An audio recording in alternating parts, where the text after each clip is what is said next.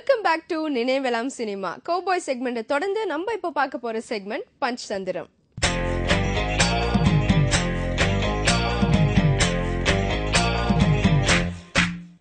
பஞ்சதந்திரம்னு title வச்சாலும் இந்த பகுதியில நம்ம பார்க்க போறது சினிமாவில் நடந்த சில ஆச்சரியமான விஷயங்களை தான்.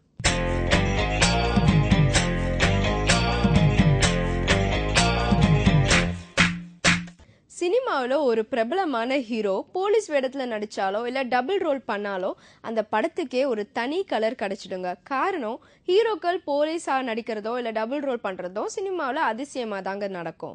அப்படியே போலீஸ் கதையில டபுள் ரோல் பண்ணாலும் ஒரு ரோல் போலீஸாகவோ இல்லாட்டி இன்னொரு ரோல் ரவுடியாவோ இல்லாட்டி சமூகத்து மேல கோபம் கொண்ட ஒரு இளைஞனாவோ தான் நடிச்சிருப்பாங்க. அவனை காப்பாத்துறதுன்னு நீ முடிவு பண்ணிட்டா நம்ம ரெண்டு பேர்ல யாராவது ஒருத்தர் தாண்டா உயிரோட இருக்க முடியும்.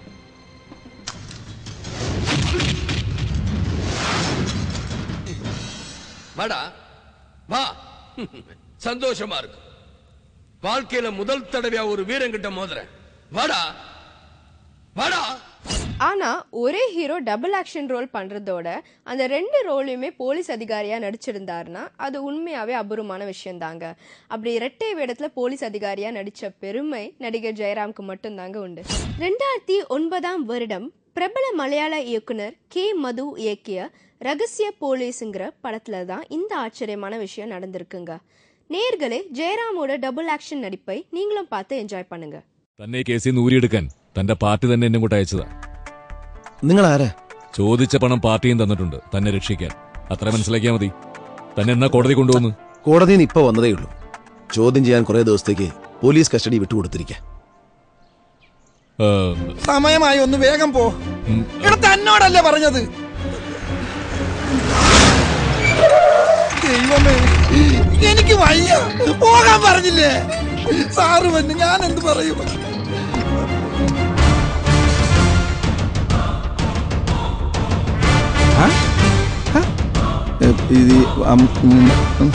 ആരാടവര്? അത് പിന്നെ എനിക്കറിയില്ല. ലോക്കപ്പിൽ കിടക്കുന്നവനെ കാണാൻ ആരാ അവർക്ക് അനുവാദം കൊടുത്തതെന്ന്? അത് പിന്നെ അടുത്ത സുഹൃത്തുക്കളാണ്. അനാവശ്യമായി അല്ല അത്യാവശ്യമായി കാണണമെന്ന് പറഞ്ഞപ്പോ താൻ കേറി സമ്മതിച്ചു അല്ലേ? എത്ര ഒപ്പിച്ചോടോ ഈ ഉപകാരത്തിന്? ഇവർക്ക് അനുവാദം കൊടുത്തത് തീരെ ശരിയായില്ല. തെറ്റ് എന്റെ സഹപ്രവർത്തകരുടെ ഭാഗത്തായി പോയി. വേഗം പോയിക്കോ.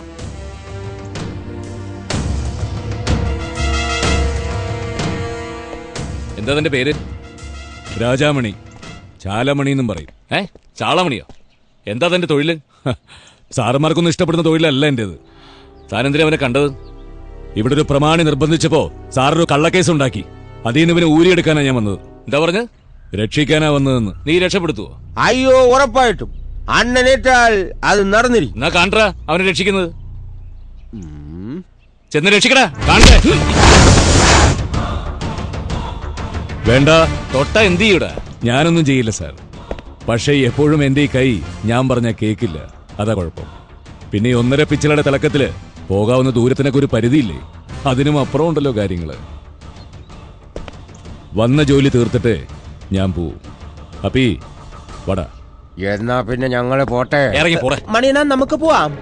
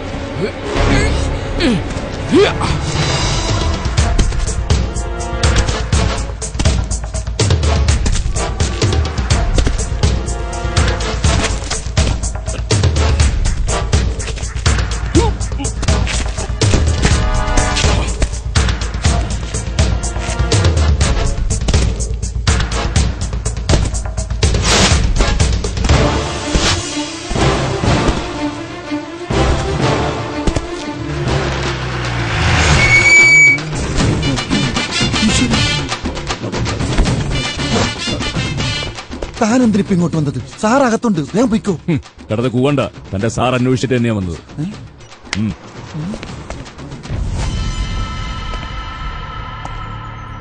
എങ്ങനെ വേദനയൊക്കെ മാറിയോ? നിനക്കൊക്കെ ഒളിച്ചും പാത്ത് പിന്നിൽ നിന്ന് അടിക്കാനല്ലേ അറിയൂ. ആണാണെങ്കിൽ നേരെ നിന്ന് അടിക്കടാ. പിന്നിൽ നിന്ന് അടിച്ച് താഴെ ഇടുക, പിന്നീട് രക്ഷപ്പെടുത്തുക. കൊള്ളാം.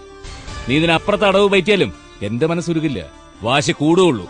അകത്ത് കിടക്കുന്നവനെ അകത്ത് തന്നെ കിടക്കും. കൊള്ളാം, നല്ല കണ്ടുപിടുത്തം. നീ കള്ളം കേശുവിന്റെ പാർട്ട്ണറാണല്ലേ? നിർത്ത്. ആ നായിന്റെ മോനിപ്പോ എവിടെയുണ്ട്? പറ.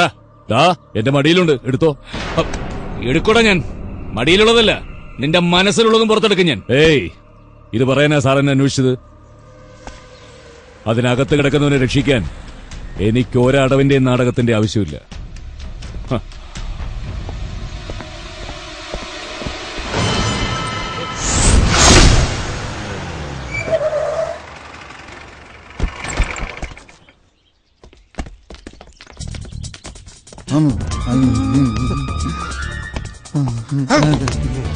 എന്താണോ വിറയ്ക്കുന്നത്?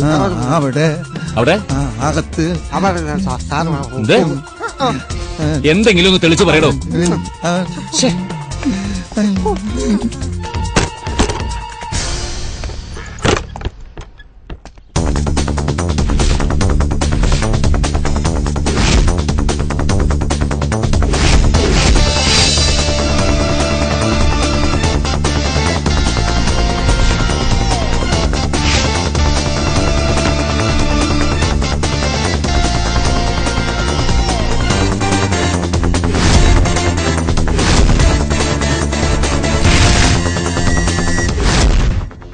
ഞാൻ Rajamani, DySP crime branch. Sub inspector Prakash, sub inspector Thomas.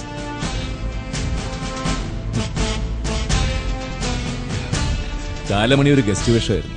ഇനി അതിന്റെ ആവശ്യമില്ല രാജൻ. എനിക്കൊന്നും മനസ്സിലാകുന്നില്ല സാർ. ഒരുപാട് ചോദ്യങ്ങളും സംശയങ്ങളും രാജന്റെ മനസ്സിൽ ഇപ്പോഴും ഉണ്ടാവും. എല്ലാത്തിനും ഉത്തരം കിട്ടും, അതാത് സന്ദർഭങ്ങളിൽ.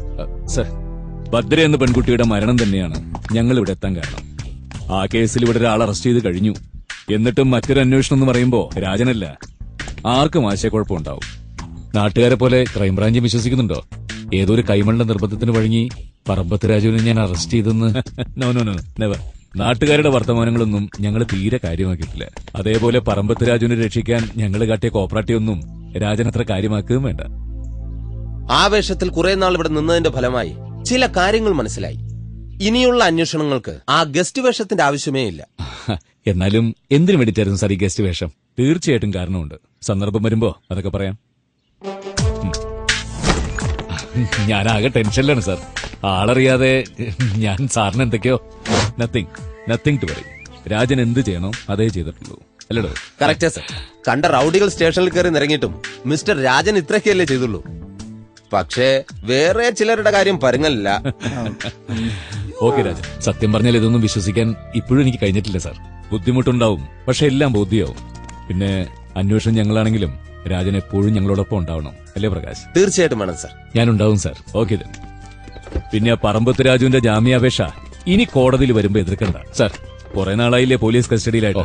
എന്ന് വെച്ച് അയാൾ നിരപരാധിയാണെന്നൊന്നും ഞങ്ങൾ കരുതിയിട്ടില്ല കേട്ടോ. മനസ്സിലായി സാർ. Okay Rajan, sir. என்ன நேர்களே, நினைவெல்லாம் சினிமா நிகழ்ச்சியில் இடம்பெற்ற 3 செக்மெண்ட்ஸும் ரொம்ப இன்ட்ரெஸ்டிங்காக இருந்திருக்கும்னு நம்புறேன்.